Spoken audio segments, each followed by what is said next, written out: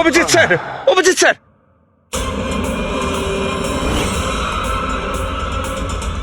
Sir, sir, lights on. Sir, sir, Abhijit ঠিক আছে? Sir, sir okay তাড়াতাড়ি নিয়ে চলো, তাড়াতাড়ি এসো।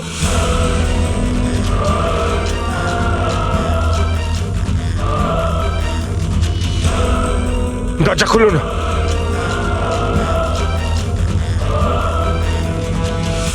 মন্দিরা দেবী, টনি তার মিশন কমপ্লিট করেছে, মন্দিরা দেবীকে মারার। আর আমাদেরকে ভরসা করার জন্য আপনাকে অসংখ্য ধন্যবাদ। আপনারা সবাই আমাকে এখানে আনলেন কেন? আমার তো এখন স্টেজে থাকা উচিত। ম্যাডাম, আমাদের একটা প্ল্যান আছে। প্ল্যান? রবি,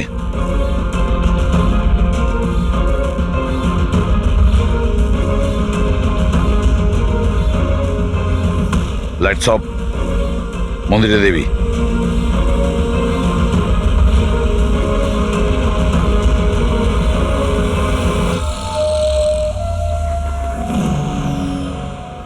আর আপনার প্রশংসা না করে পারছি না। Thank you. মম, তুমি ঠিক আছো তো? এসব কি? আপনারা আমাদের গ্রিন রুমে লক করে কি করতে চাইছিলেনটা কি? আসল খুনি তো অন্য কেউ, তাই না? স্যার, আপনি সবকিছু মায়ের জীবনের ঝুঁকি নিয়ে করেছেন। যদি সত্যিই মায়ের কোনো ক্ষতি হয়ে যেত তাহলে? এতে তো সত্যি ভীষণ বড় রিস্ক ছিল স্যার, বাট আই হোপ এবার বিপদ কেটে গেছে। বিপদ এখনো কাটেনি, কারণ এই খেলার আসল মাস্টার মাইন্ড এখনো ধরা পড়েনি। গল্প এখনো অনেক বাকি আছে।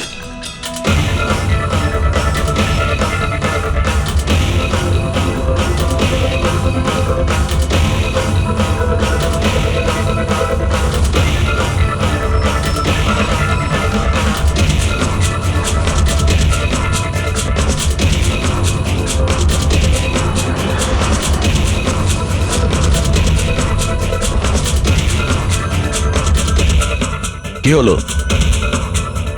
আমাকে দেখে ভালো লাগলো না?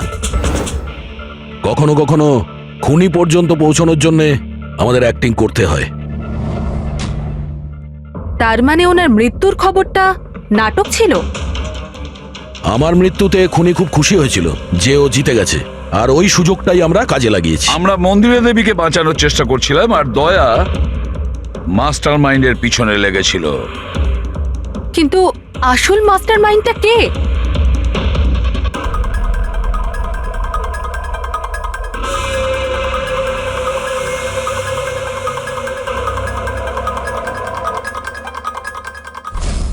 এই, স্যার, স্যার কেউ এই, পালালো ধরো স্যার। ওকে।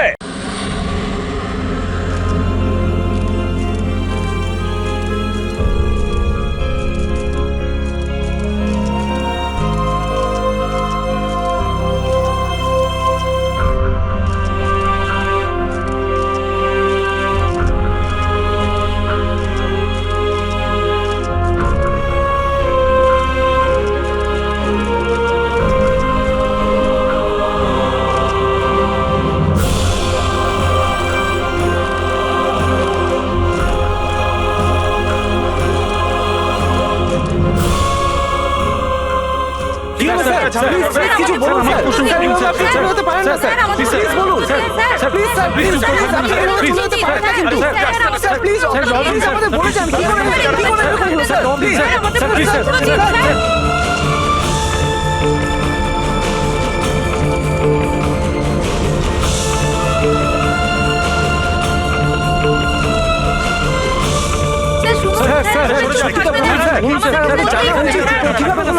আপনি আমাদের পারেন না, please sir, please please sir, please থাকবেন না স্যার।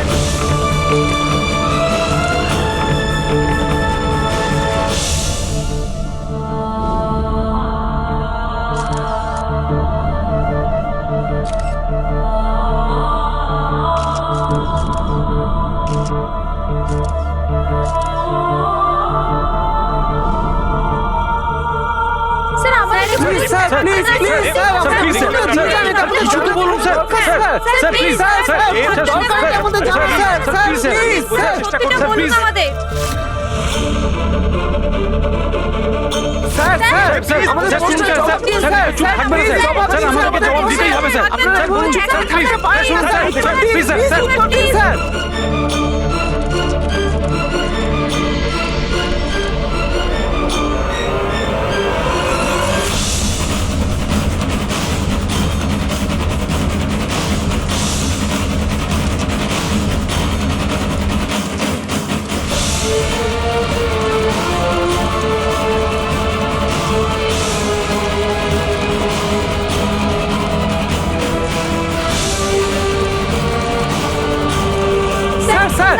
স্যার স্যার আপনি কেন গুলি চালাতে হলো স্যার বলুন স্যার বলুন কি কারণ ছিল যে আপনি গুলি চালাতে হলো স্যার স্যার এটা আমাদের জানা দরকার স্যার আমাদেরকে বলুন স্যার স্যার স্যার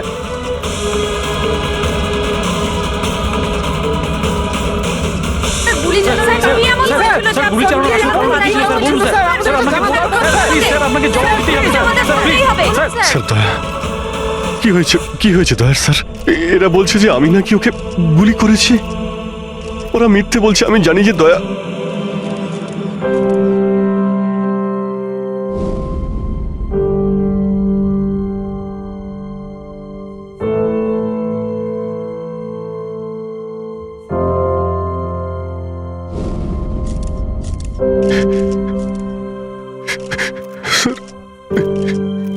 স্যার আমি জানি না স্যার আমি কখন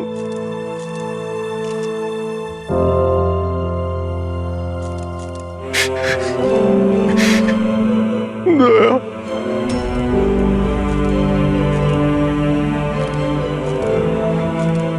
না অভিজিৎ, তুমি ভেতরে যেতে পারবে না। তুমি দয়ার প্রাণ নিয়েছো, তোমাকে আমরা গ্রেপ্তার করছি।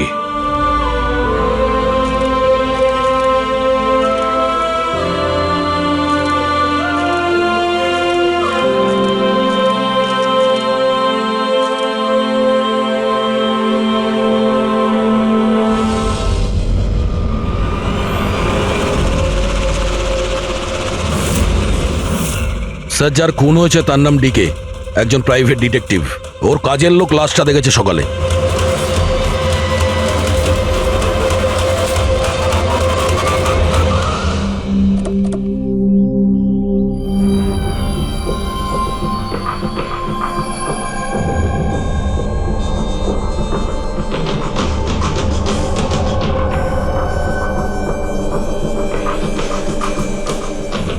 দয়া, এর মুখ তো ক্ষতবিক্ষত, মনে হচ্ছে পয়েন্ট ব্ল্যাঙ্ক রেঞ্জ থেকে একাধিক গুলি করে মারা হয়েছে একে।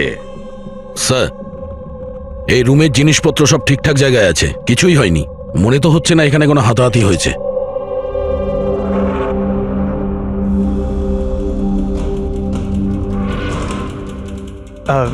স্যার স্যার এই কাভার্ড আর লকার তো খোলা আছে আর সব জিনিসপত্র নিজের জায়গায় আছে।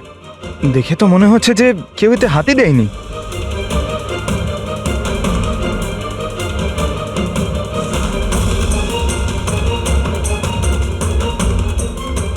স্যার টাকার গয়না যে কে সেই আছে, মনে হয় উনি যা চাইছিল সেটা পেয়ে গেছে। স্যার গুলি।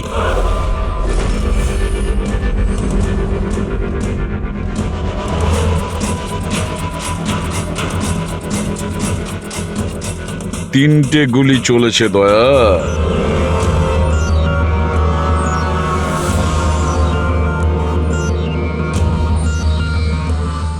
স্যার হ্যাঁ বলো ফেডরিক।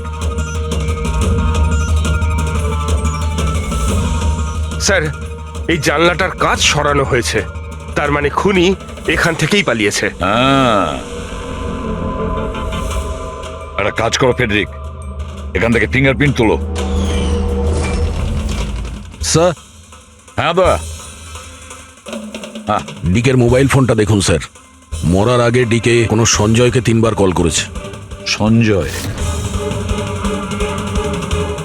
ওই সঞ্জয়কে আপনি চেনেন? না সাহেব। রাত 1টা থেকে 2:30-এর মধ্যে 3 বার। সঞ্জয়ের ডিটেল বের করো স্যার।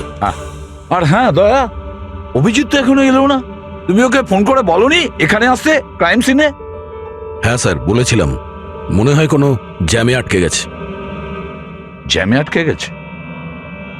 ওকে ফোন করো আর বলো এখানে তাড়াতাড়ি আসতে। স্যার, হ্যাঁ।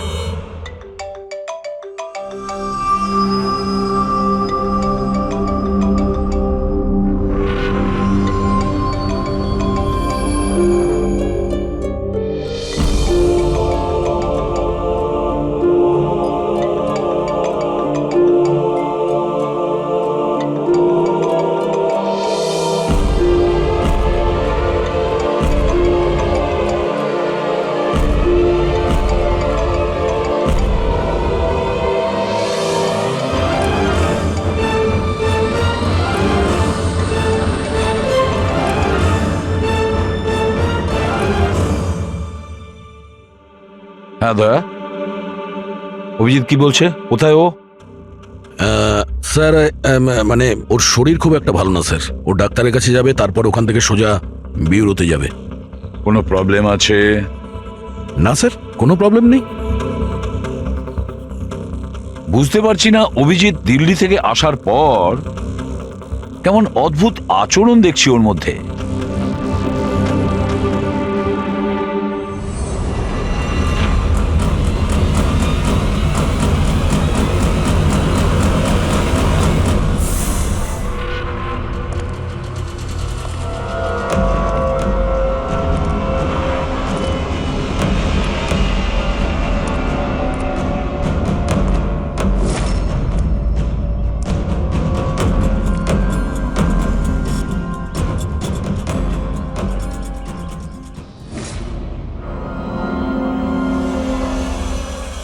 তোমার আমার সাহায্যের দরকার।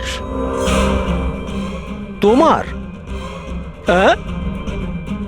আরে ভাই, তুমি হলে গিয়ে সিআইডি অফিসার। হ্যাঁ, কিন্তু এই কাজটা এটা আমি একা করতে পারবো না।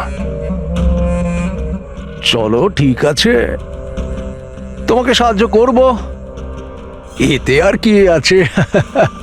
চলো, চা তো খাওয়া যাক।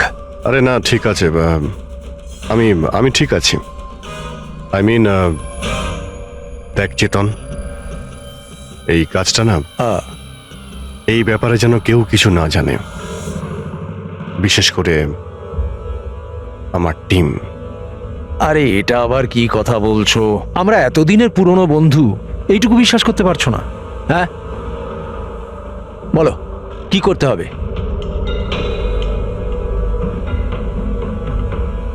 ওকে ফলো করতে হবে, নজর রাখতে হবে, আর এর জন্য তোকে টাকাও দেব। কি কথা বলছো? বন্ধুত্বের মধ্যে টাকা? হ্যাঁ। আচ্ছা ঠিক আছে, যদি মনে করো টাকা দিয়ে দিও। ফলো কাকে করতে হবে?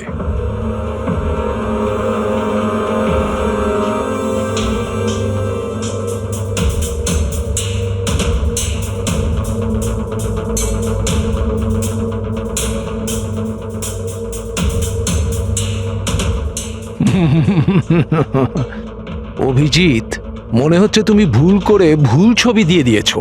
ভুল ছবি আমি দিইনি, একেই তোকে ফলো করতে হবে। এ কোথায় যায়, কি করে, কার সঙ্গে দেখা করে, সবকিছু। রাত 10টা থেকে সকাল 6টা পর্যন্ত। আর প্লিজ কোনো প্রশ্ন করবি না, যা বলেছি তাই করবি, ব্যাস। ওকে? ওকে।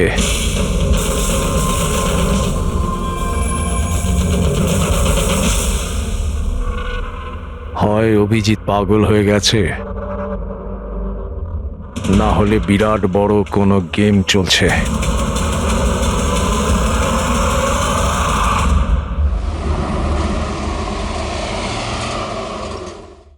কি কি বলছেন? ও খুন হয়ে গেছে?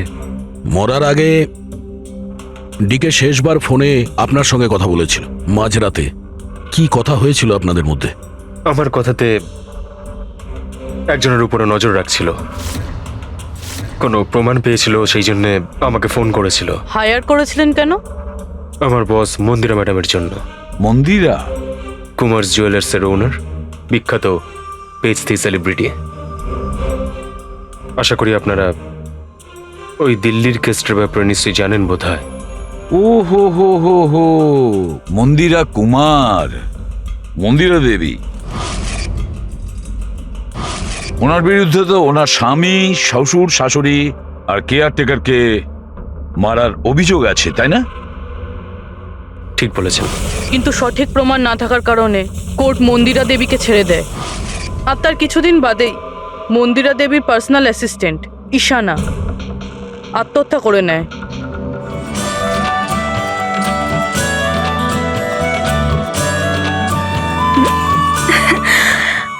তুই হাই, আজও লেট হয়ে গেলি না? তাড়াতাড়ি যা, সঞ্জয় স্যার তোর ওয়েট করছে কখন থেকে। ও গড, সঞ্জয় স্যার তো তাড়াতাড়ি কেন চলে আসলেন? এসেও পড়েছেন আর খুব রেগে আছেন।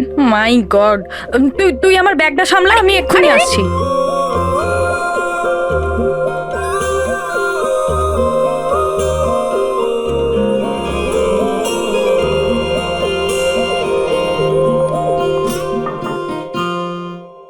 মে I come in sir? Come in. Sorry sir, sorry I am so sorry sir. কটা বাজে বলো তো তুমি? এটা কোনো অফিসে আসার টাইম হলো? স্যার ট্রাফিক খুব বেশি ছিল। কি ট্রাফিকের কথা বলছো তুমি? রোজ একই কথা বলে যাও তুমি। হ্যাঁ, এই অফিসের বাকি লোকজনও তো ওই ট্রাফিক পেরিয়ে আসে, তাই না? হ্যাঁ বলো কুমার। না 30শে ডিসেম্বরের আগে কিচ্ছু করা সম্ভব নয়। আরে তুমি তো এটা জানো যে 30শে ডিসেম্বরে মন্দিরা ম্যাডামের একটা ইভেন্ট রয়েছে মুম্বাইতে, তার আগে কিছুই করা সম্ভব নয়। হ্যাঁ হ্যাঁ,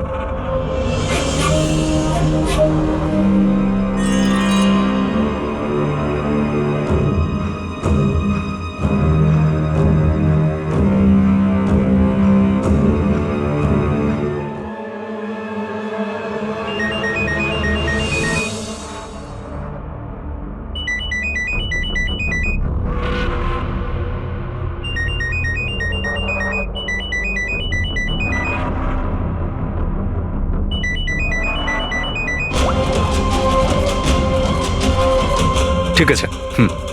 ওকে।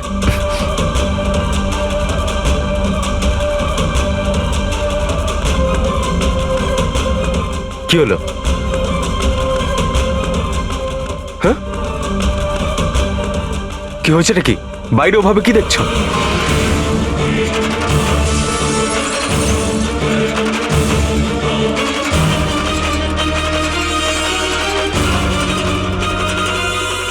আমার এই কেবিনের জানলা দিয়ে ঝাঁপ মেরে আত্মহত্যা করেছিল। আত্মহত্যা কেন করেছিল সেটা কেউ জানে না। আচ্ছা, মন্দিরা দেবী ডিকে কে কার ওপর কড়া নজর রাখতে বলেছিলেন? ওনার প্রাণ সংশয় রয়েছে। ডিকে সেটাই খোঁজ করার চেষ্টা করছিল। প্রাণের ভয় কার থেকে? আসলে কোর্ট থেকে ছাড়া পাওয়ার পরে কেউ ম্যাডামকে হুমকি দিচ্ছিল। আচ্ছা, শুধু ওই হুমকিটা ফোনেই কি? হ্যাঁ, ফোনের মধ্যেই অচেনা নাম্বার থেকে আর টাইপ করা চিঠি পাঠিয়ে।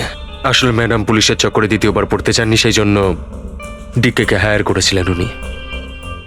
তো কিছু জানতে পেরেছে ডিকে? ওর হাতে কিছু প্রমাণ তো এসেছিল, কিন্তু ও সেটা পেন ড্রাইভে সেভ করে রেখেছিল। ওই পেন ড্রাইভটাও আমাকে দিতে চেয়েছিল, সেই জন্যই দিল্লি থেকে মুম্বাই এসেছিলাম আমি। কিন্তু ডিকের বাড়িতে ওর লকারটা খোলা ছিল। আচ্ছা, ওই লকার থেকে পেন ড্রাইভটা চুরি হয়ে যায়নি তো? হতে পারে দয়া। ওর বাড়িতে আমরা একটা ল্যাপটপও পেয়েছি স্যার, হয়তো ওর থেকে কিছু জানা যাবে। মন্দির এটা কি করে করতে পারলো? পুরো অ্যাকাউন্টটাই বন্ধ করে দিল। নিজেকে কি মনে করেন উনি? সবকিছু কি ওনার ইচ্ছা মতো হবে নাকি? এনারা কারা? সিআইডি। আমরা ওই মানে সঞ্জীবের সঙ্গে দেখা করতে এসেছি। আপনারা দুজন কে?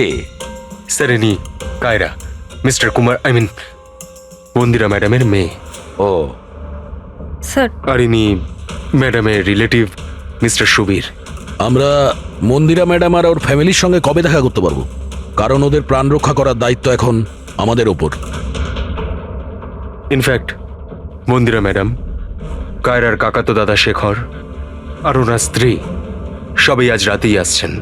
30শে ডিসেম্বর কুমার্স জুয়েলার্সের একটা বড় চ্যারিটি ইভেন্ট রয়েছে। তাতে পার্টিসিপেট করার জন্য। তাহলে ঠিক আছে, কালকে সকালেই দেখা হবে।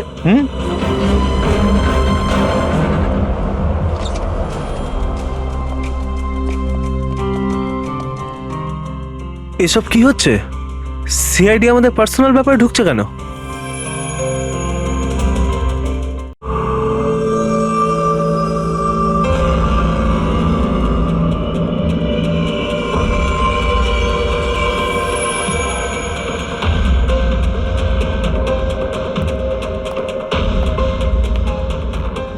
Good morning sir. Good morning. Hello sir, এখন কেমন আছেন আপনি? Murder investigation sir, private detective ডিকের স্যার, বাড়িতেই মারা গেছে স্যার। এটা এটা পুরো কেস ফাইল স্যার।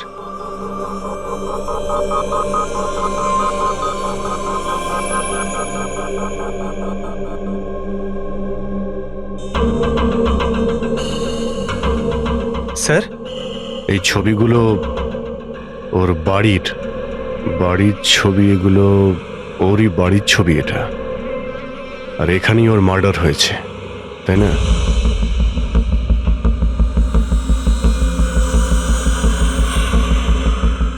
হ্যাঁ, এখানেই ওর মার্ডার হয়েছে। পঙ্কজ, ঘুরিয়ে কেন জিজ্ঞেস করছেন? আমরা এইমাত্র তো সেটাই বললাম। সেটাই তো স্যার, মনে হচ্ছে ওনার শরীর এখনো ঠিক হয়নি, কোনো গন্ডগোল মনে হচ্ছে স্যার।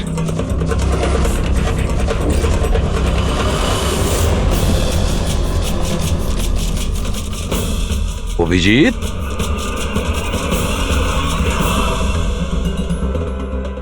Good morning sir. কি কি হয়েছে তোমার? হ্যাঁ, কোন জগতে ছিলে?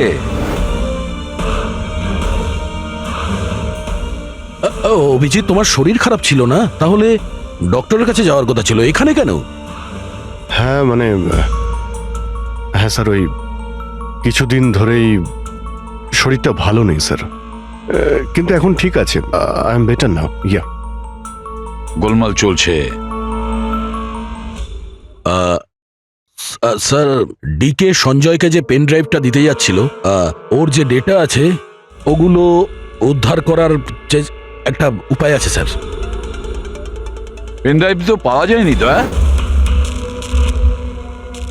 তাহলে ডেটা কোথা থেকে পাবে? স্যার, আছে না একটা উপায় আছে, ওই আমরা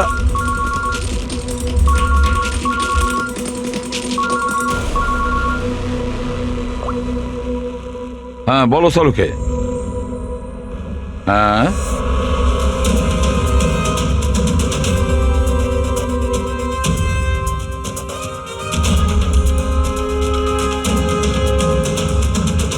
দয়া স্যার,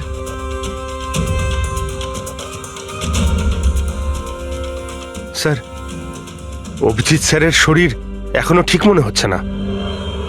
কেন? স্যার, ওনাকে কেসের ব্যাপারে বোঝাচ্ছিলাম, কিন্তু উনি আমাদের কথা শুনছিলেনই না, খুব বেখেয়ালি ছিলেন স্যার। ফ্রেডি স্যার, মন্দিরের ব্যাপারে সব ডিটেলস বের করতে হবে। নিউজ পেপারে, টিভিতে যাই এসেছে সব।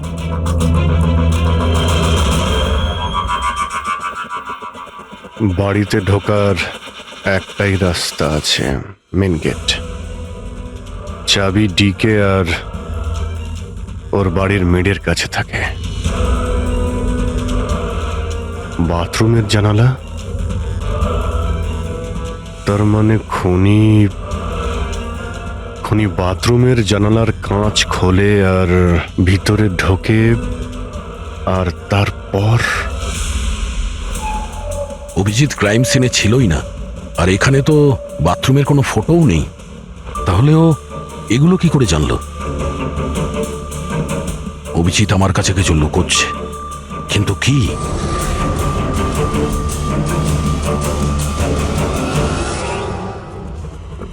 ডিকের কম্পিউটার থেকে যে ডেটাগুলো ডিলিট হয়েছে সেটা ওর অনলাইন অ্যাকাউন্ট থেকে বের করা যেতে পারে। বাস একবার এই পাসওয়ার্ডটা ম্যাচ হয়ে যাক।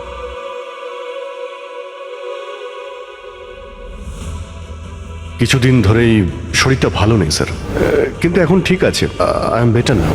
স্যার, ওনাকে কেসের ব্যাপারে বোঝাচ্ছিলাম, কিন্তু উনি আমাদের কথা শুনছিলেনই না, খুব বেখেয়ালি ছিলেন স্যার।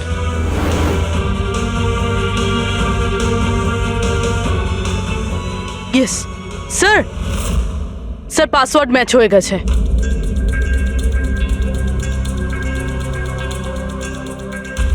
স্যার এতে তো ভিডিও রয়েছে, চেক করি। স্যার এটা তো ডিকের কম্পাউন্ডের ভিতরের ফুটেজ, এর মানে ওখানে সিসিটিভি ক্যামেরা আছে? আছে না, ছিল। আমাদের পৌঁছানোর আগেই কেউ বার করে নিয়েছে। কিন্তু বের কে করেছে? অন্য ভিডিওটা দেখো।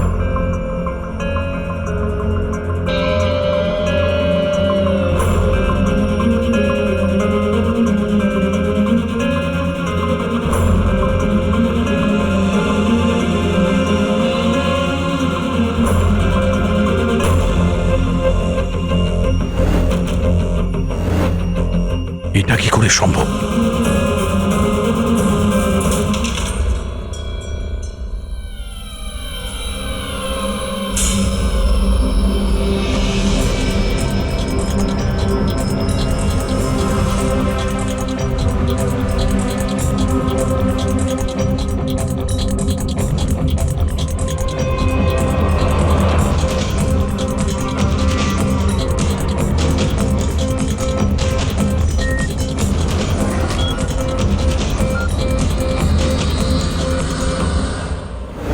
ডক্টর সালুকে আপনি খুব ভালো করে ক্রস চেক করেছেন তো?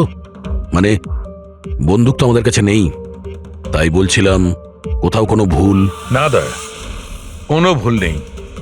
আমি একবার নয় 10 বার ক্রস চেক করেছি। মানছি যে বন্দুকটা আমাদের কাছে নেই, কিন্তু বন্দুকের রেকর্ড তো আমাদের কাছে আছে। সেই গুলিটা যা দিয়ে ডিকেকে মারা হয়েছে, সেই গুলিটা ওর বন্দুক থেকেই চলেছিল। গুলির প্যাটার্ন, গুলির উপর লেগে থাকা চিহ্ন, সবকিছু এইটাই প্রমাণ করছে যে সেটা অভিজিতেরই বন্দুক। স্যার, স্যার গুলি অভিজিতের বন্দুক থেকে চলেছে, কিন্তু তার মানে তো এটা নয় যে অভিজিৎ গুলিটা চালিয়েছে।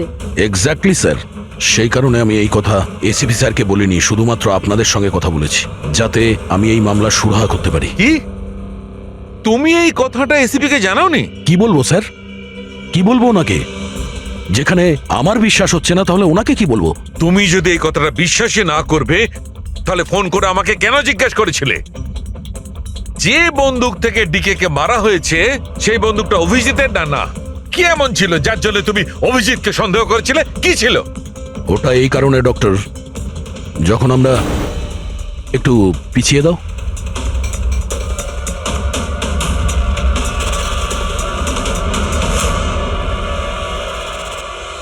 অভিজিৎ ডিকের বাড়িতে?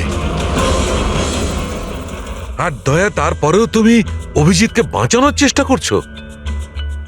দেখো দয়া, অভিজিৎ আর তোমার বন্ধুত্বকে আমি খুবই শ্রদ্ধা করি, তার কদরও করি, কিন্তু ডিউটি, নিজের দায়িত্ব, সব সম্পর্ক সব বন্ধুত্ব থেকে বড় হয় না। আর এই কথাটা নিশ্চয়ই আমি তোমাকে বুঝিয়ে বলতে যাব না। স্যার পোক্ত কোনো প্রমাণ ছাড়া অভিজিৎ স্যারকে সন্দেহ? এটা প্রমাণ নয় তো কি পুরবি? অভিজিৎ ডিকের বাড়িতে ঢুকেছিল, এটা যদি প্রমাণ নয় তো কি পুরবি? অভিজিৎ স্যার ডিকের ঘরে গেছিল সেটা আমরা দেখেছি, কিন্তু উনি ডিকেকে মেরেছেন এটা তো আমরা দেখিনি। স্যার এটাও তো হতে পারে ওনার বন্দুক দিয়ে ডিকেকে অন্য কেউ মেরেছে। হতেই পারে, এটা হতে পারে যে অভিজিতের বন্দুক দিয়ে ডিকেকে অন্য কেউ মেরেছিল, কিন্তু এই অবস্থায় অভিজিতের বন্দুকটা অভিজিতের কাছে থাকার কথা নয়। তোমাদের কি অভিজিৎ কথা বলেছে? ও কি বলেছে যে ওর বন্দুকটা হারিয়ে গেছে? বন্দুক হারিয়ে যাওয়ার কোন রিপোর্ট দেখিয়েছে? ও সব সময় তোমাদের সঙ্গে ছিল, কিন্তু ও কি বলেছে যে অদ্ভুত পোশাক পরে ডিকের ঘরে কেন ঢুকেছিল, আর তাও বাথরুমের কাঁচ ভেঙে? বলো বলো। স্যার, আপনার এই সমস্ত প্রশ্নের উত্তর আমি অভিজিৎকে জিজ্ঞাসা করব, কিন্তু ততক্ষণের জন্য এসিপি স্যারকে আপনি কিচ্ছু বলবেন না। দেখো, তোমরা এই ব্যাপারটা সামলে নাও, কিন্তু ব্যাপারটা আমার ভালো লাগছে না। Please doctor, please. ঠিক আছে, কাল সকাল পর্যন্ত। দয়া, আমি কাল সকাল পর্যন্ত তোমাদের সময় দিচ্ছি। হয় তোমরা সত্যিটা আবিষ্কার করো, নয় এই সমস্ত কথাটা নিজে এসিপি কে বলে দাও।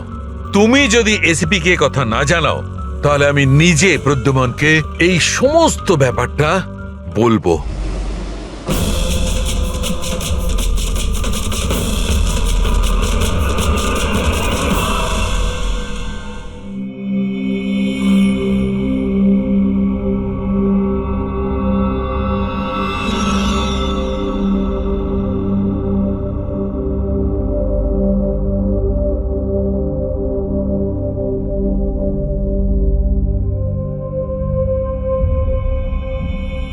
আধ ঘন্টার বেশি হয়ে গেল, 10টা থেকে 10:30 হয়ে গেল, এখনো আসেনি। সারা রাত মনে হয় অপেক্ষা করতে হবে।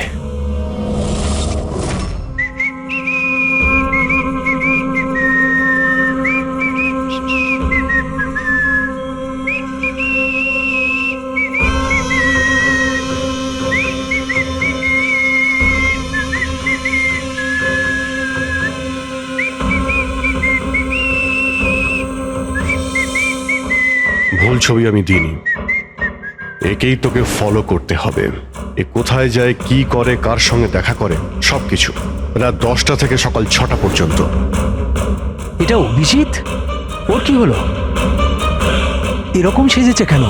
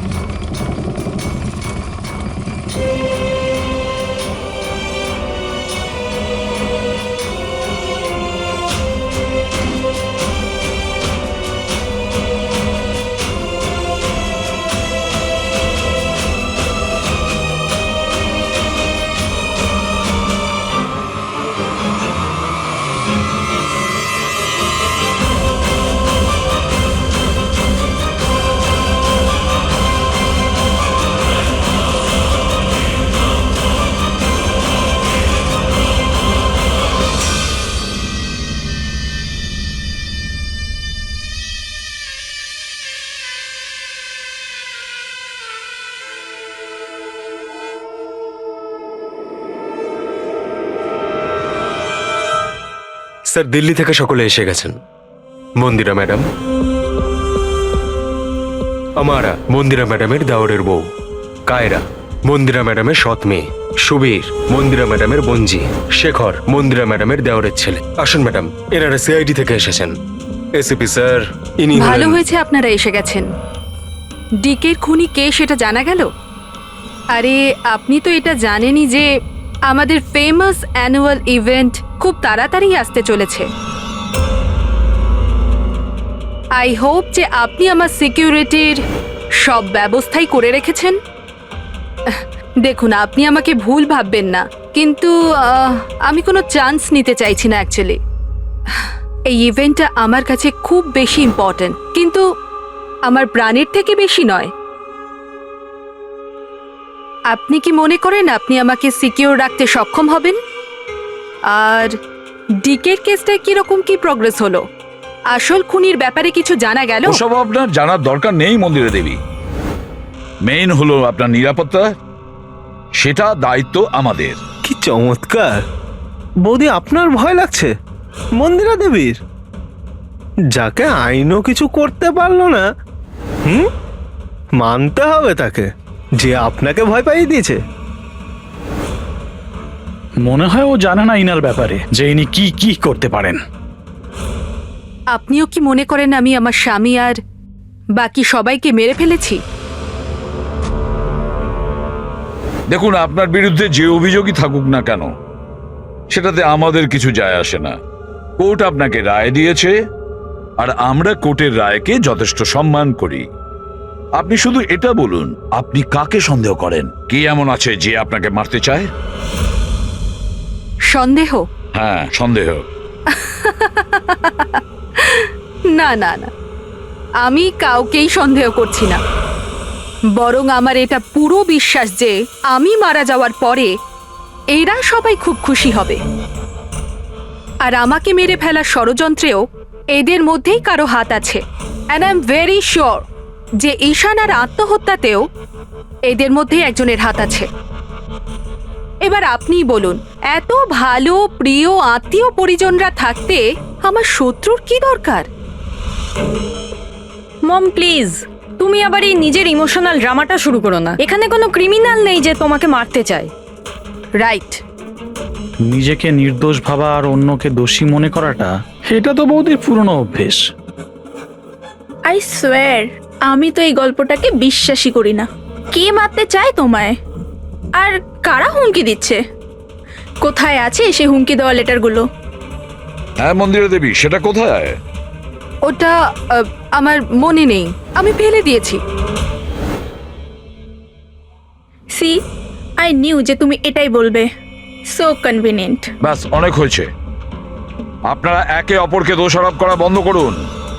তবে একটা কথা খুব ভালো করে মনে রাখবেন, আমরা সবাইকে সন্দেহ করি।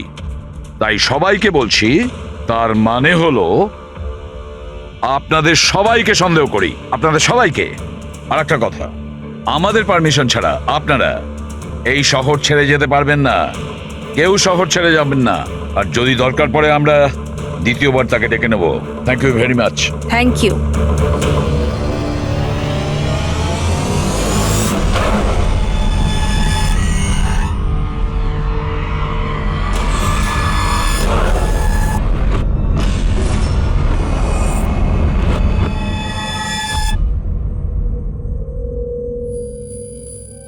এটা এটা আমি?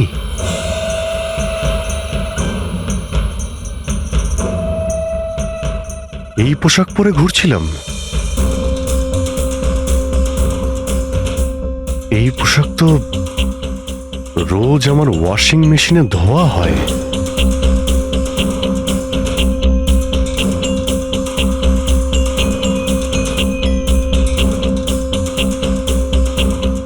আর এই জুতো, এগুলো এত নোংরা যেন আমি পরেছি। কিন্তু আমার মনেই নেই যে এই পোশাক আমি কখন পরেছি। সত্যি আমার কি হচ্ছে আমার সাথে?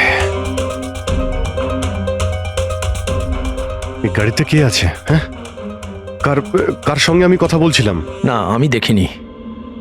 তুমি কথা বলছো, তুমি সেটা জানবে। আর তুমি আমাকে চিনতেই পারলে না? আরে এই, তোর যদি সুইসাইডই করার হয় তাহলে তুই অন্য কোনো বড় গাড়ির সামনে জানা। আমার সামনে কেন এসেছিস? কিভাবে কথা বলছো? এরকম সেজে ঘুরছো কেন তুমি? এই, ইট ইজ মাই স্টাইল, টনির স্টাইল। তুই কে? আমি কে? আমাকে চেনো না? হ্যাঁ, আর এই টনিটাকে? আরে টনি আমি আবার কে? আরে অভিজিৎ, দেখো, কোনো কেসের জন্য তুমি যদি এরকম করে থাকো আমাকে বলে দাও। এভাবে ভয় দেখিও না। সরা, হাত সরা। কে অভিজিৎ? কিসের কেস? আর তুই কি বলছিস কিছুই আমার মাথায় ঢুকছে না। আমার নাম হলো টনি। টনি, টনির সঙ্গে পাঙ্গা নিবি না, বুঝেছিস? সরে যা আর আমাকে যেতে দে। চল।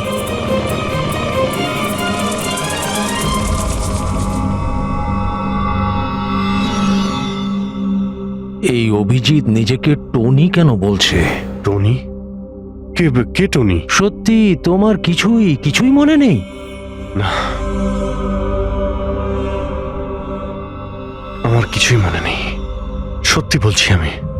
তার মানে তুমি গাড়িতে ওদের সাথে কথা বলছিলে, তারপরে তুমি গেস্ট হাউসের ভেতরে গেলে। Guest house?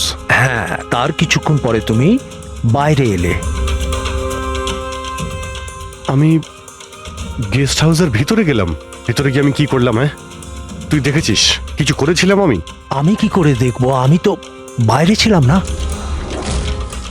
সব কি হচ্ছে? আমাকে ওখানে যেতে হবে। কোথায়? গেস্ট হাউসের নাম কি? হ্যাঁ,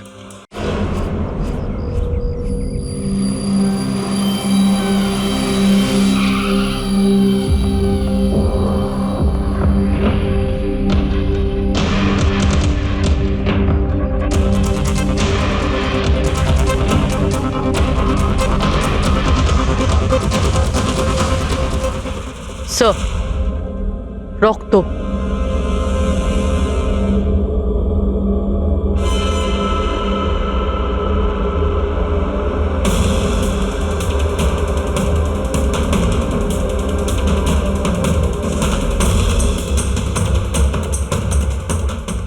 অভিজিৎ,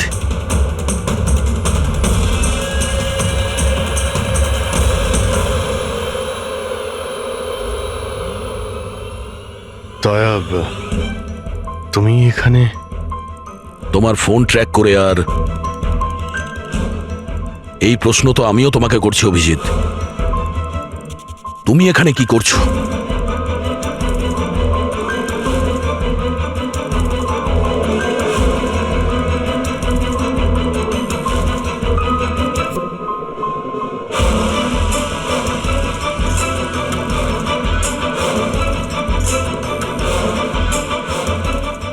না, এটা আমি আমি আমি বলছি দয়া, এখানে এখানে কি হয়েছিল? অভিজিৎ, এখানে কি হয়েছে ওটা তো আমি দেখছি, তুমি বলো কে করেছে এটা? হ্যাঁ, তো তুমি এদের দুজনকে মেরেছো? আমি? অভিজিৎ, তোমাকে কিছু জিজ্ঞাসা করলাম, তুমি মেরেছো এদের? স্যার স্যার স্যার আপনি অভিজিৎ স্যারকে দোষ দিচ্ছেন। আমার দোষ দেওয়ার কোনো ইচ্ছা নেই পুরবী, তুমি নিজে দেখছো না এখানে দুটো লাশ পড়ে আছে, রক্তে ভেসে গেছে, আর সিআইডি অফিসার অভিজিৎ লাশের মধ্যে থেকে এই ব্যাচটা তুলছে, বা এটা বলতে পারো প্রমাণ চুরি করছে।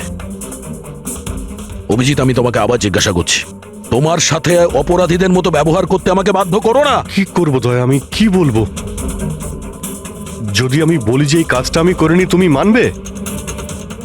যদি বলি যে আমি জানি না যে আমি করেছি নাকি করিনি, আই নো আমি ভুলভাল বলছি, কিন্তু কিন্তু তোমরা তো আমাকে চেনো। অভিজিৎ, আমার সামনে যে প্রমাণগুলো পড়ে আছে ওগুলো দেখে আমরা কিছু বলতে পারবো না,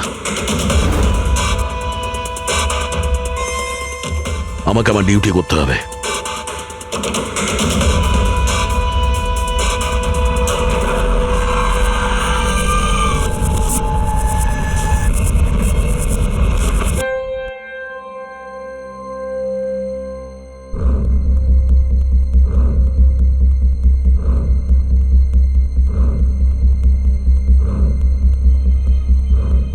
অভিজিৎ, এতক্ষণ ধরে একের পর এক জিজ্ঞেস করে যাচ্ছি তোমাকে, কিন্তু কোনো উত্তর দিচ্ছ না তুমি।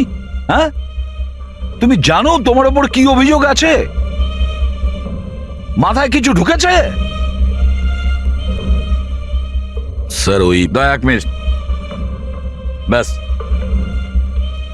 তোমার কাছে এটা আশা করিনি। এত কিছু ঘটে গেল, তুমি আমাকে বলনি কেন? আমাকে বলনি দয়া? সালুকে আমাকে বললো, তা নাহলে তো আমি জানতামই না। তা আমি তাই করেছি যেটা উচিত ছিল। বলো অভিজিৎ,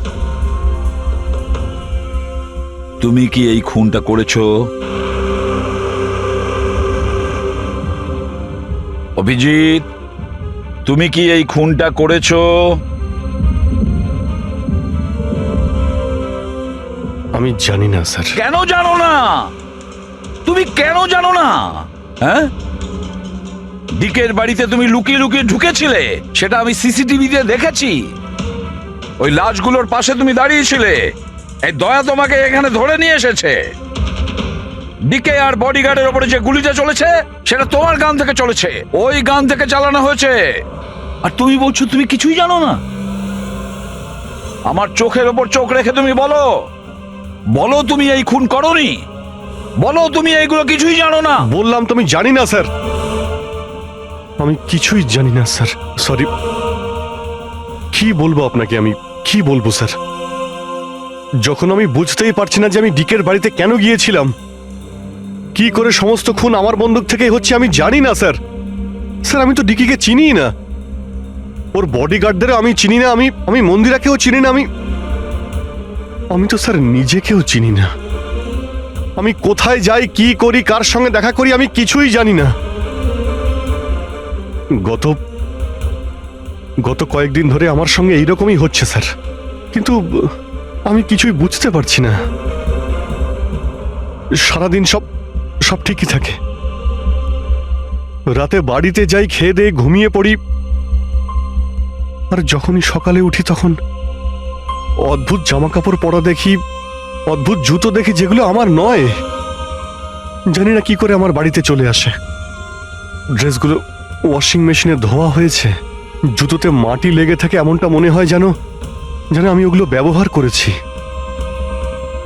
কিন্তু আমি বুঝতে পারি না। নিজেকে খুব ক্লান্ত লাগে, এমন মনে হয় যেন আমি সারা রাত জেগেছিলাম, অথচ আমি কি করেছি আমার আমার কিছুই মনে থাকে না। মনে হয় প্রতিদিন আমার 6 থেকে 7 ঘন্টা হারিয়ে যাচ্ছে, যার ব্যাপারে আমি কিছুই জানি না। আপনি বলছেন আমি ডিকের বাড়িতে গিয়েছিলাম, হতে পারে, কিন্তু আমি জানি না। আমি ডিকে আর ওর বডিগার্ডদের মেরেছি কিনা আমি জানি না। আমি মন্দিরাকে মারার চেষ্টা করেছি সেটাও আমি জানি না। আমি কি করেছি, কেন করেছি, আমি কি করতে চলেছি, আমি কিছুই জানি না স্যার, আমি কিছুই জানি না।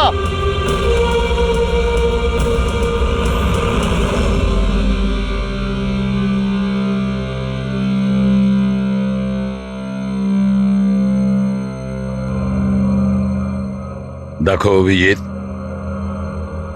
এই মুহূর্তে তুমি নিজের জন্যে আর অন্যদের জন্যেও বিপজ্জনক।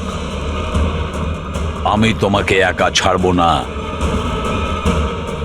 আমি তোমাকে নজরবন্দি রাখবো, আর দয়া তোমার উপর নজর রাখবে।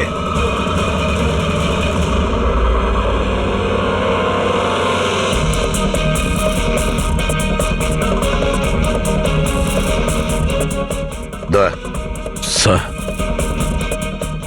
একটা কথা ভালো করে মনে রাখবে, তুমি নিজের বন্ধুর ওপর নয়, বরং একজন অপরাধী খুনির ওপর নজর রাখবে, এমন একজন লোক যে মানসিক ভারসাম্য হারিয়েছে। আজ থেকে এই কেসের তদন্ত আমি নিজে করব, আর তুমি অভিজিৎকে আটকাবে কোনো অপরাধ করা থেকে, আর তার জন্য যদি অভিজিতের ওপর গুলিও চালাতে হয় তাও তুমি চালাবে। Is that clear? Yes sir.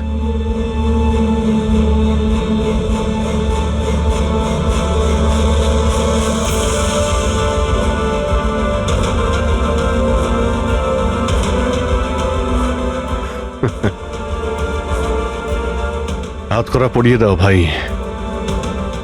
শুনলে তো, মানসিক অবস্থা ঠিক নেই আমার। কখন কি করে বসি কিছুই জানি না। আটকাও আমায়, আমার হাতে আরো একটা অপরাধ হওয়ার আগে। আটকাও আমায় ভাই। আপনাদের অফিসার, আপনাদের সিনিয়র সিআইডি অফিসার আমারই প্রাণের পিছনে পড়ে রয়েছে, আর উনি তাদেরকেও মেরে ফেলেছেন যারা আমার সিকিউরিটিতে ছিল। আর আপনি নিশ্চিন্ত হয়ে বলছেন ভয় পাওয়ার কোনো কারণ নেই। ও আপনারই চোখের সামনে সবাইকে মেরে ফেলছে, তা সত্ত্বেও আপনি বলে যাচ্ছেন যে ভয় পাওয়ার কোনো কারণ নেই। আশ্চর্য! আপনি শুধু এটা বলুন, আমি আপনাদেরকে আর কি করে বিশ্বাস করব? আজ আপনাদের একজন অফিসার সিরিয়াল কিলার বেরিয়েছে, কাল আবার অন্য কেউ বেরিয়ে আসবে। মন্দিরা দেবী, অনেক হয়েছে, অনেক কথা বলে ফেলেছেন। আমাদের ইন্সপেক্টর অভিজিৎ একজন সৎ এবং সাহসী অফিসার, নিজের দেশকে রক্ষা করার জন্য, সাধারণ মানুষের রক্ষা করার জন্য নিজের প্রাণও দিতে পারে। সে কোনোদিন খুনি হতে পারে না। হ্যাঁ, ওর বিরুদ্ধে অভিযোগ আছে, 3টে খুনের অভিযোগ আছে। আপাতত এটা প্রমাণিত হয়েছে যে অভিজিৎ নিজের মানসিক ভারসাম্য হারিয়েছে। ও কি করছে ওর মনেই থাকে না, কার সঙ্গে দেখা করছে, কি বলছে, আর যখন নর্মাল হয়ে যায় কিছুই মনে থাকে না।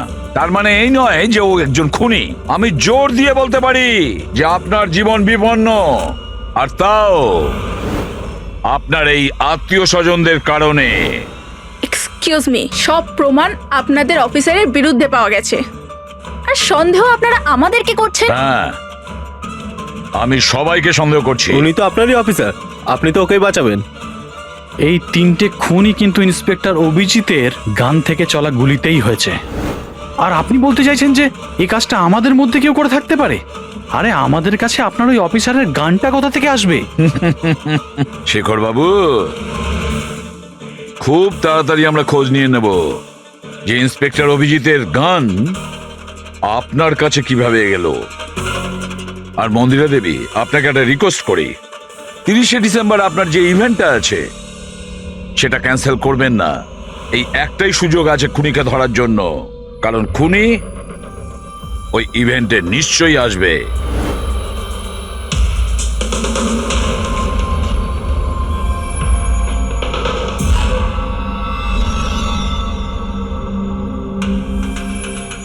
স্যার স্যার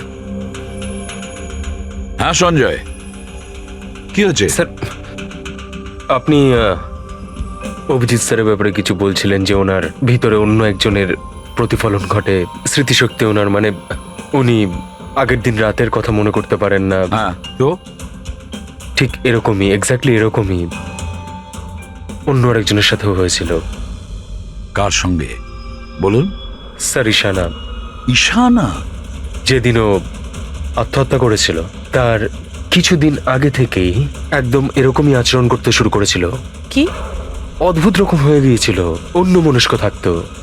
যেদিন আত্মহত্যা করেছিল তার কিছুদিন আগে থেকেই একটা অদ্ভুত রিংটোন সেট করেছিল নিজের ফোনে, আর তারপর সেই দিন হঠাৎ করে ওই রিংটোনটা বাজতে শুরু করলো। আর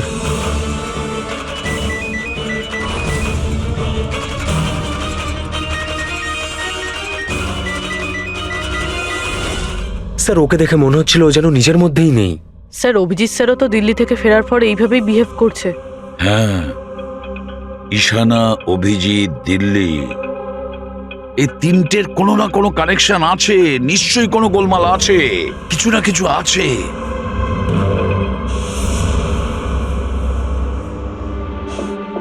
কফি। আরে খেয়ে নাও ভাই, কিছুই মেশাইনি। আমি এখানেই আছি, পালিয়ে যাচ্ছি না। অভিজিৎ, তুমি এই কথাগুলো লুকিয়েছো কেন আমাদের থেকে? লুকোতে হয়েছিল ভাই, কি করব আমি?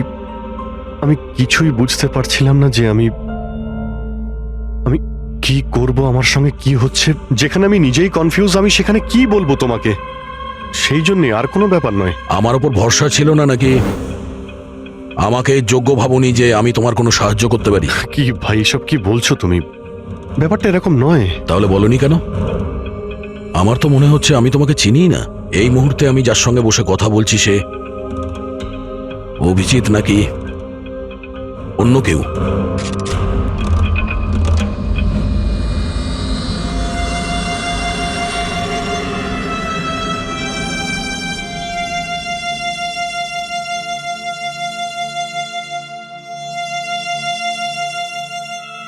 আমি তোমার কোনো ক্ষতি করব না। অভিজিৎ হই বা টনি, স্বপ্নেও তোমার কোনো ক্ষতি করব না। বন্দুক দেখানোর দরকার নেই। বিষয়টা তা নয় যে তুমি আমার কোনো ক্ষতি করবে। বিষয় এটা যে আমি এখানে শুধুমাত্র আমার ডিউটি করছি, আর আমি কোনো চান্স নিতে চাই না। আমি তো তোমাকে হয়তো চিনি না।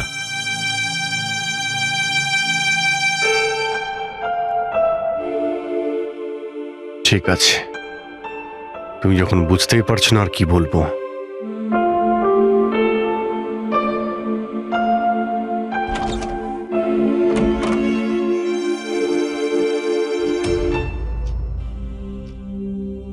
ডক্টর মহেশ, আমি আপনাকে পুরো ব্যাপারটা জানিয়েছি।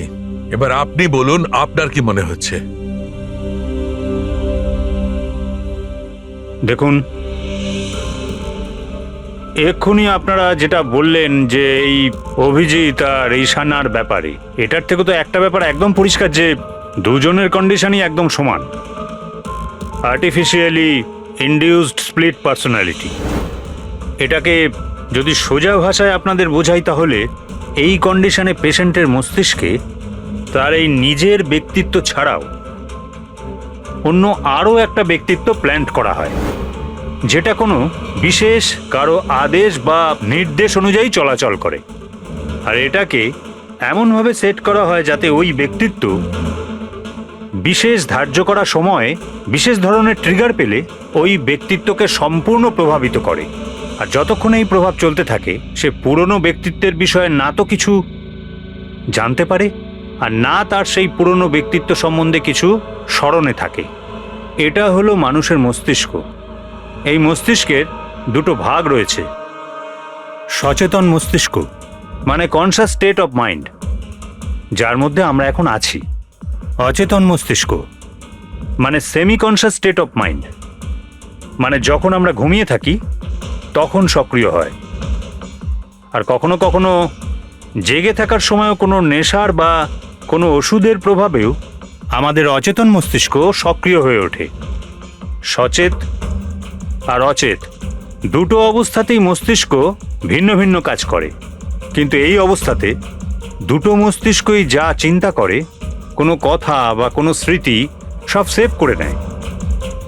সচেত মস্তিষ্কের মধ্যে সেভ করা কথাবার্তা আমাদের অনেক বছর ধরে মনে থাকে, কিন্তু অচেত মস্তিষ্কে সেভ করা কথাবার্তা আমাদের মনেই থাকে না। ডক্টর মহেশ, এটা একটা হিপনোটাইজের মতো সম্মোহন, যাতে মানুষের মস্তিষ্ককে পুরো কন্ট্রোল করে যা কিছু করানো যায় রোবটের মতো, আর পরে কোনো বিশেষ আওয়াজ করে ওই সম্মোহনটাকে ভেঙে দেওয়া যায়, মানুষের কিছুই মনে থাকে না। না না না ডক্টর সালুকে, সম্মোহন একদম আলাদা প্রক্রিয়া। সম্মোহন অবস্থায় আপনি মানুষকে ততক্ষণই কন্ট্রোল করতে পারেন যতক্ষণ সে সম্মোহিত আছে। সম্মোহিত অবস্থা থেকে একবার বেরিয়ে আসার পর তাকে আবার সম্মোহিত করতে হয়। এখানে ব্যাপারটাই পুরো আলাদা। এখানে মানুষের মস্তিষ্কে একটা ঘটনা যা আদৌ ঘটেইনি, একটা ব্যক্তি যার কোনো অস্তিত্বই নেই, তাকে ওই মানুষের মস্তিষ্কের ভিতরেই প্ল্যান্ট করা হয়, তার মস্তিষ্কে এই কথাটাই ফিট করা হয়। আচ্ছা, তার মানে এত কিছু অভিজিতের সঙ্গেও ঘটেছে। কোনোভাবে অভিজিৎ ওই ট্রিগারগুলো পেয়ে যায়, যার কারণে টনি জেগে যায়। Exactly sir. রাতে অভিজিৎ ঘুমিয়ে পড়ার পর নিশ্চয়ই কোনো না কোনো আওয়াজ শুনতে পায়, যেটা ওই টনির জন্য একটা ট্রিগারও হতে পারে। হয়তো ওই আওয়াজটা শুনেই টনি জেগে যায়, কিন্তু অভিজিৎ সেখানেই ঘুমিয়ে থাকে। টনি জেগে যায় যে টনি আসলে খুনি, একজন বদমাশ, একজন অপরাধী। আর অভিজিৎ যাদেরকে চেনে ও তাদের কাউকেই চেনে না। যদি এটাই হয়তো অভিজিতের ভেতরে টনিকে কোনোভাবে কমেন্ট দেওয়া হয়েছে মন্দিরাকে মেরে ফেলার জন্য, তাহলে 30শে ডিসেম্বর ইভেন্টে টনি এর পরিণাম দেখতে চায়। মন্দিরাকে মেরে ফেলার চেষ্টা করবে 2 দিন পরেই, 30শে ডিসেম্বর।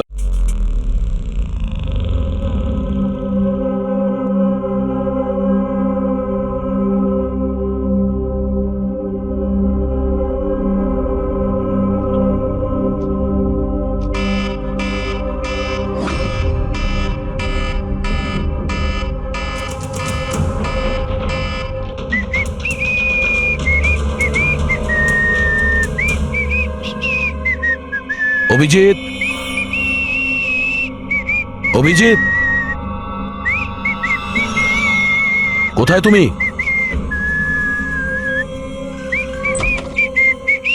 অভিজিৎ, অভিজিৎ, ওই শুনতে পাচ্ছ না?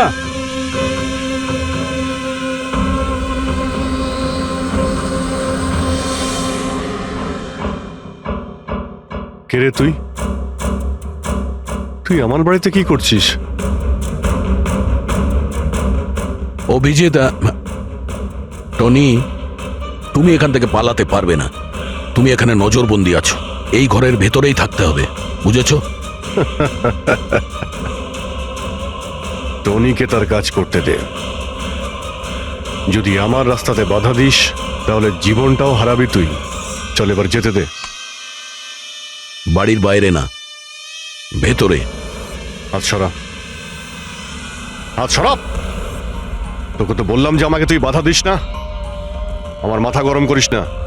আমার কাজের সময় কেউ বাধা দিতে পারবে না আমায়। চল। টনি, তুমি কোথাও যাবে না, এখানে, এখানেই থাকবে তুমি, বুঝেছো? কি বললি? টনির গায়ে হাত তুললি তুই? টনির গায়ে হাত তুললি তুই? অভিজিৎ, অভিজিৎ, অভিজিৎ,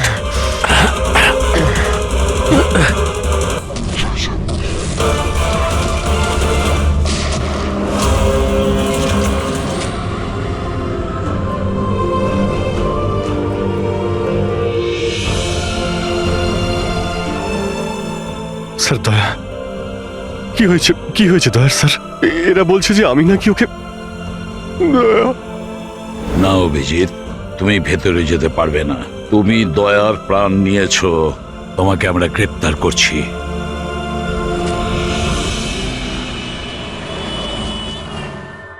ঈশানার ফোন রেকর্ডে ডক্টর তানিয়ার নাম কয়েকবার এসেছে। আপনাদের মধ্যে কেউ চেনে ডক্টর তানিয়াকে? আত্মহত্যা করার আগে উনি ডক্টর তানিয়ার সাথে দেখা করেছিলেন কি? এই ডক্টর তানিয়া কোনো ডেন্টিস্ট নয় তো? মারা যাওয়ার আগে ঈশানা কয়েকবার একজন ডেন্টিস্টকে দেখিয়েছিল। আমার নাম তো মনে নেই, কিন্তু হতে পারে ইনিই সেই। যতদূর আমার মনে হয় ইনি কোনো ডেন্টিস্ট তো নন। কিছুদিন আগে সিআইডি অফিসার অভিজিৎ এখানে ছিল। Yes ma'am. ওই পুরো সপ্তাহে এখানে যারা যারা ছিলেন তার পুরো লিস্ট আমার চাই। আর ওনার থাকার সময়ের এই লবিতে থাকা সিসিটিভি ফুটেজও চাই।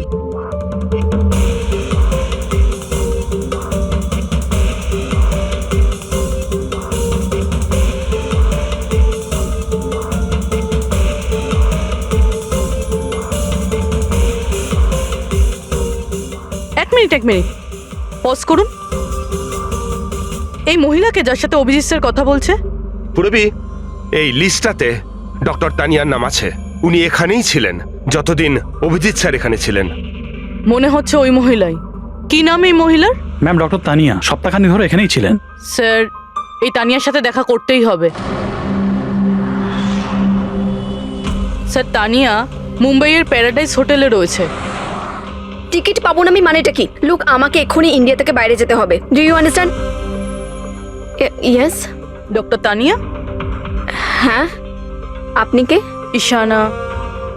ঈশানার বন্ধু, সিআইডি অফিসার পুরবী।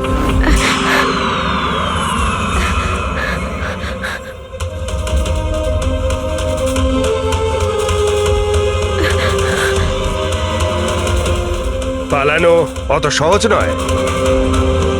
কোথায় পালাচ্ছেন তানিয়া দেবী? কি কি চানটা কি আপনারা? অভিজিতের সঙ্গে কি করেছেন আপনি?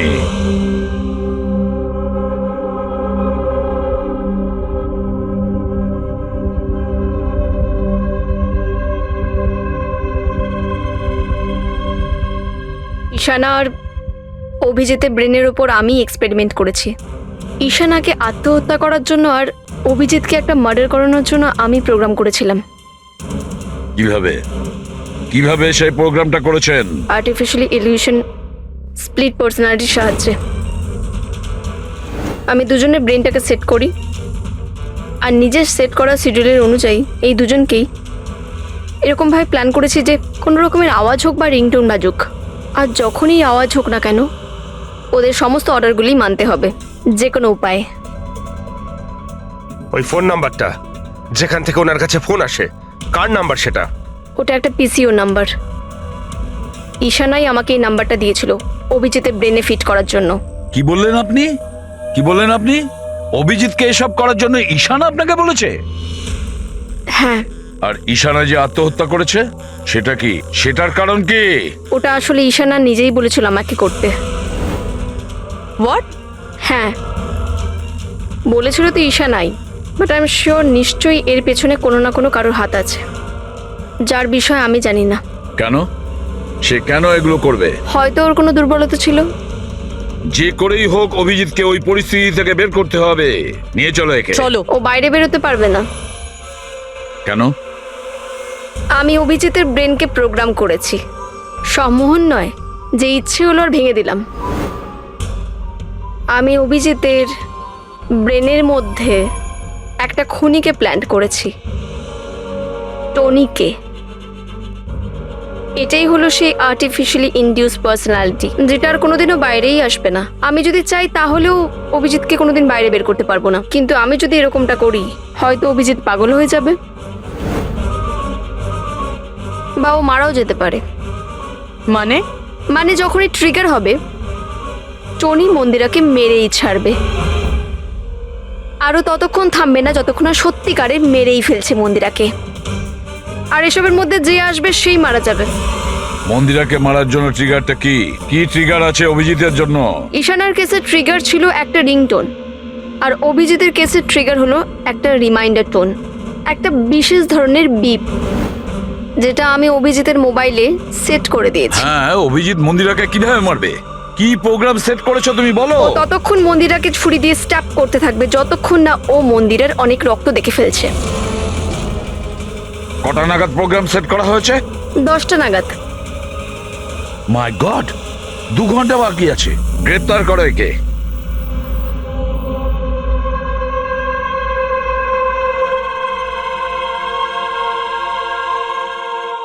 জীবনে কখনো ভাবিনি স্যার যে আপনার ওপর অপরাধীর মতো নজর রাখতে হবে।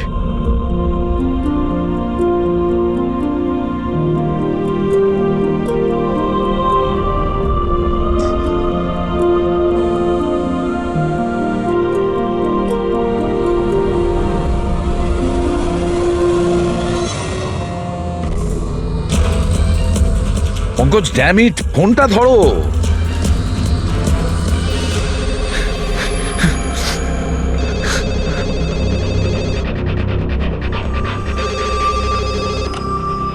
হ্যালো পঙ্কজ, কোথায় ছিলে তুমি? মোবাইলটা ধরোনি কেন? সরি স্যার, আমার ফোন সাইলেন্টে ছিল। স্যার আমি এখানেই আছি অভিজিৎ স্যারের কাছে। শোনো আমার কথা, এক্ষুনি তুমি অভিজিতের ফোনটা সুইচ অফ করো। কি স্যার, ফোন সুইচ অফ করবো? ওর ফোন সুইচ অফ করো যেভাবে আমি বলছি, এখনই, এই মুহূর্তে। অভিজিৎ স্যারের ফোন স্যার? পঙ্কজ, প্রশ্ন করো না, যা বলছি তাই করো। অভিজিতের ফোন বন্ধ করো। দেখো, হাতে আমাদের সময় নেই। অভিজিৎ যে কোনো সময় খুনি হয়ে যেতে পারে। যাও তাড়াতাড়ি। না না,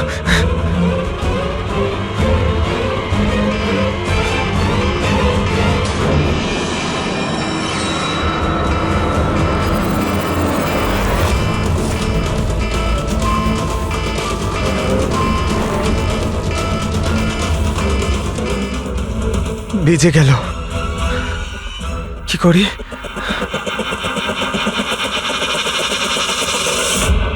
অভিজিৎ স্যার, অভিজিৎ স্যার কোথায় গেলেন? Abhijit sir, Abhijit sir,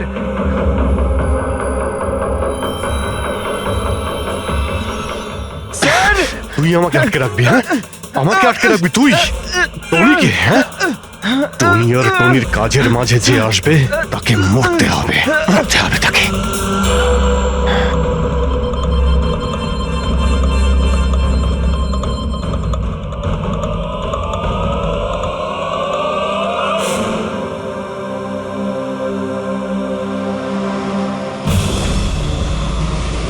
sir এখানেই চ্যারিটি ইভেন্টটা হবে।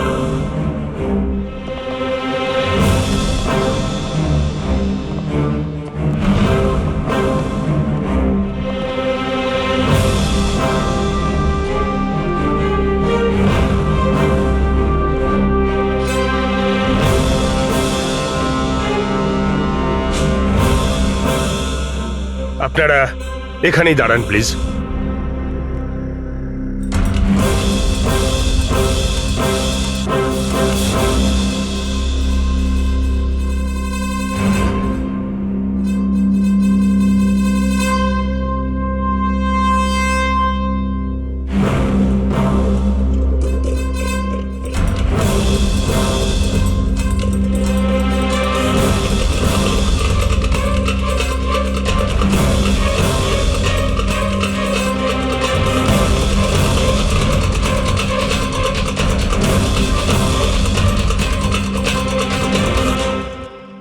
হ্যালো লেডিস অ্যান্ড জেন্টলম্যান, প্রত্যেক বছরের মতো এই বছরের সন্ধ্যাটাও খুবই গুরুত্বপূর্ণ।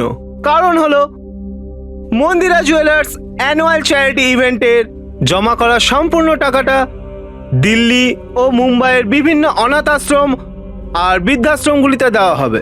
একবার জোরে হাততালি ডিকেসি চ্যারিটির জন্য। প্রত্যেক বছরের মতো এই বছরও আমাদের প্রধান অতিথি আছেন। তিনি আর কেউ না, তিনি হলেন মিসেস খান্না। তাহলে আসুন বন্ধুরা, একটা জোরে হাততালি দিয়ে স্বাগত জানাই মিসেস খান্নাকে। Mrs Khanna,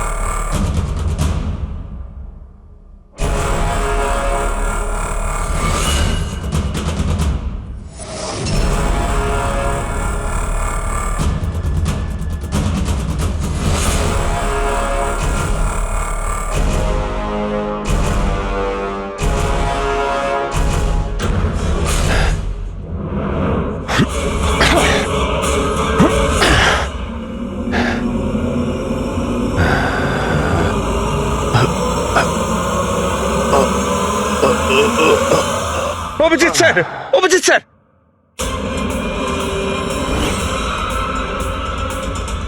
sir, sir, lights on. Sir, sir, Abhijit ঠিক আছে? স্যার, স্যার, ওকে তাড়াতাড়ি নিয়ে চলো, তাড়াতাড়ি এসো।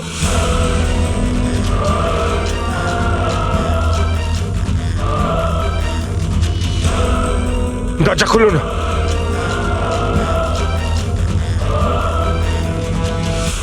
মন্দিরা দেবী, টনি তার মিশন কমপ্লিট করেছে মন্দিরা দেবীকে মারার। আর আমাদেরকে ভরসা করার জন্য আপনাকে অসংখ্য ধন্যবাদ। আপনারা সবাই আমাকে এখানে আনলেন কেন? আমার তো এখন স্টেজে থাকা উচিত। ম্যাডাম, আমাদের একটা প্ল্যান আছে। প্ল্যান? রবি,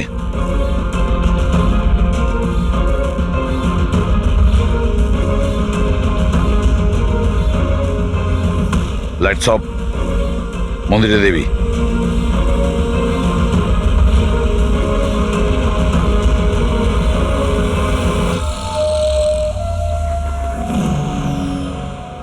আর আপনার প্রশংসা না করে পারছি না। Thank you. মম, তুমি ঠিক আছো তো? এসব কি? আপনারা আমাদের গ্রিন রুমে লক করে কি করতে চাইছিলেনটা কি? আসল খুনি তো অন্য কেউ, তাই না? স্যার, আপনি সবকিছু মায়ের জীবনের ঝুঁকি নিয়ে করেছেন। যদি সত্যিই মায়ের কোনো ক্ষতি হয়ে যেত তাহলে? এতে তো সত্যি ভীষণ বড় রিস্ক ছিল স্যার, বাট আই হোপ এবার বিপদ কেটে গেছে। বিপদ এখনো কাটেনি, কারণ এই খেলার আসল মাস্টার মাইন্ড এখনো ধরা পড়েনি। গল্প এখনো অনেক বাকি আছে।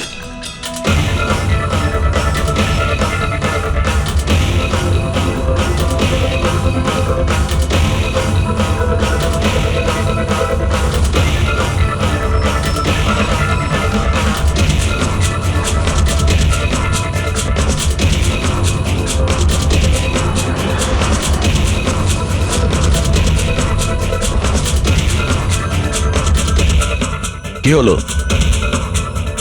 আমাকে দেখে ভালো লাগলো না? কখনো কখনো খুনি পর্যন্ত পৌঁছানোর জন্য আমাদের অ্যাক্টিং করতে হয়। তার মানে ওনার মৃত্যুর খবরটা নাটক ছিল? আমার মৃত্যুতে খুনি খুব খুশি হয়েছিল যে ও জিতে গেছে, আর ওই সুযোগটাই আমরা কাজে লাগিয়েছি। আমরা মন্দিরা দেবীকে বাঁচানোর চেষ্টা করছিলাম, আর দয়া মাস্টার মাইন্ডের পিছনে লেগেছিল। কিন্তু আসল মাস্টার মাইন্ডটা কে?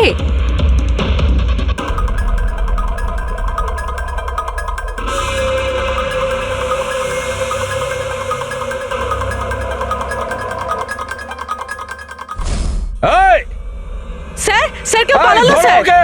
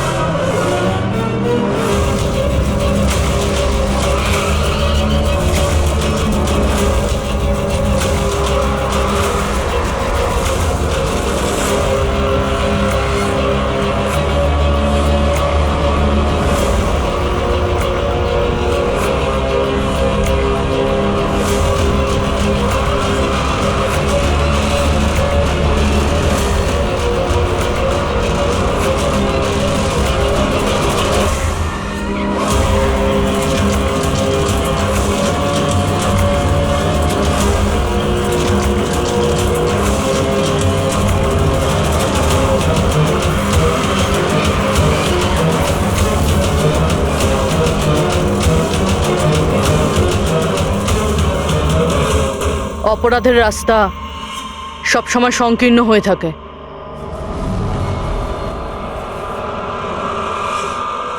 তুমি এটাই ভাবছো যে আমরা কি করে জানলাম যে তুমি খুন করেছো?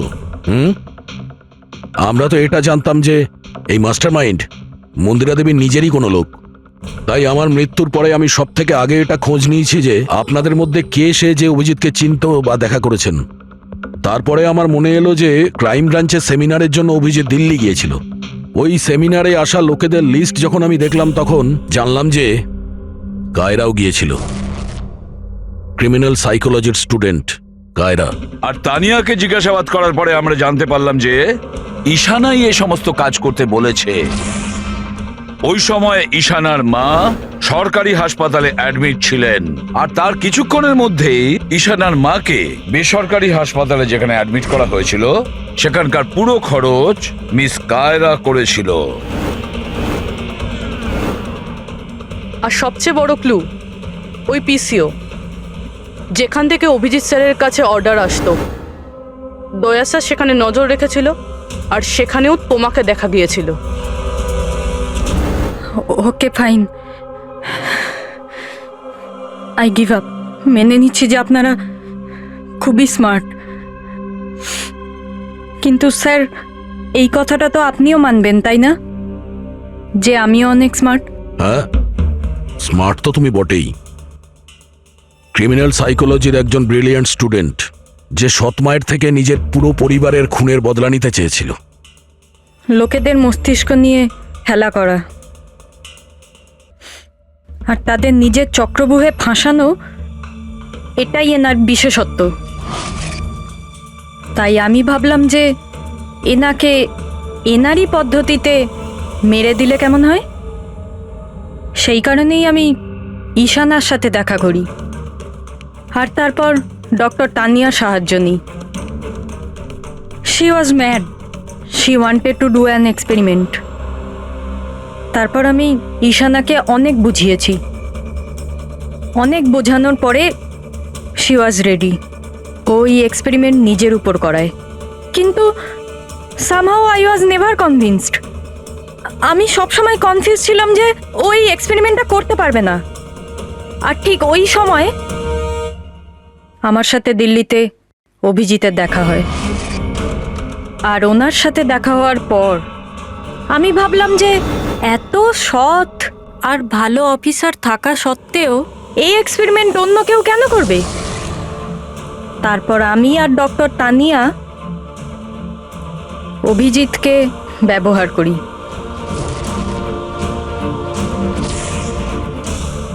আর আমার এক্সপেরিমেন্ট ওর ওপরে করি। আর ঈশানা আমাদের কোনো কাজে ছিল না, তাই ওকে আমাদের রাস্তা থেকে সরিয়ে ফেলি। ডিকে আর ওই দুজন বডিগার্ড, ওরা তোমার কি ক্ষতি করেছিল?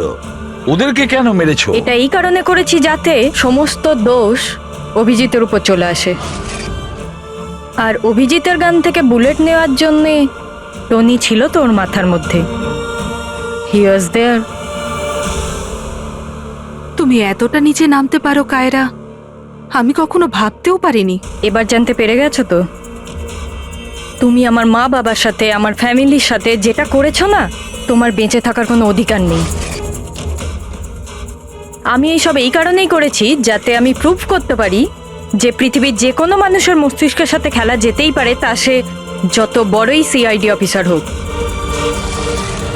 কায়রা, তুমি প্রতিশোধের আগুনে একজন সাহসী অফিসারের প্রাণ নিয়ে খেলেছো, আর তাছাড়াও 4 জন নিরীহ লোকের প্রাণ নিয়েছো। ডিকে, ঈশানা আর মন্দিরা দেবীর 2 জন বডিগার্ডকে। ভীষণ অন্যায় করেছো তুমি। আইন তোমাকে কোনোদিন ক্ষমা করবে না। তোমার তো ফাঁসি হবে, ফাঁসি। স্যার আপনি প্লিজ এসব মনে করবেন না, একটা বাজে স্বপ্ন ভেবে ভুলে যান। বাজে? ভয়ানক।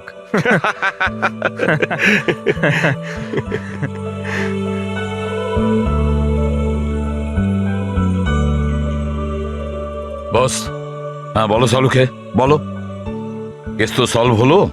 হ্যাঁ, কেস তো সলভ হলো, কিন্তু কিন্তু কি? বস, অভিজিতের মস্তিষ্কে যে টনিকে প্ল্যান্ট করা হয়েছিল, সে উদ্দেশ্যটা সফল হয়েছে। তারপরে এখন আর কেউ ট্রিগার ধরবে না, ওর কানের সামনে কেউ গান করবে না, যার কারণে অভিজিৎ টনি হয়ে যেত। হ্যাঁ হ্যাঁ, কিন্তু বস, কিন্তু কি? বস, কথাটা এই, টনি অভিজিতের মস্তিষ্ক থেকে কখনো যাবে না। কি? টনি অভিজিতের পার্সোনালিটির অংশ হয়ে গেছে বস। কেউ জানে না যে কবে, কখন, কোথায় সামনে এসে যাবে।